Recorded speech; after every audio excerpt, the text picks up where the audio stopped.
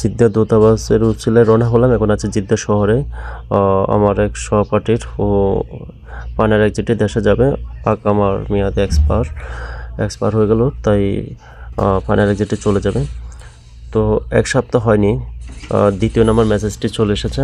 তো এখন যাচ্ছি মেসেজগুলো চেক করার জন্য এবং পরবর্তীতে কী করতে হবে, কোনো কিছু করতে হবে কিনা সে বিষয়ে তথ্য নেওয়ার জন্য, জানার জন্য যাচ্ছি এখন অ্যাম্বাসিতে।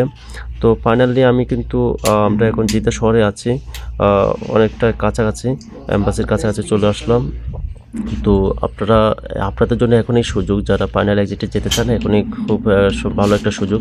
তো ফাইনালি আমি এখন চলে আসলাম অ্যাম্বাসিতে, এবং এখানে দেখানোর পর ওনাদের থেকে যে পরামর্শ, যে তথ্যগুলো জানলাম সেটা হচ্ছে আমার কফিল হচ্ছে রিয়াদের, মানে যার আউটপাসটা করতে চেয়েছিলাম তার কফিল হচ্ছে রিয়াদের, কিন্তু আবেদনটা করেছে আমরা জিদ্দার থেকে। তো সেজন্য আমাদেরকে আবার রিয়াদে যেতে হবে।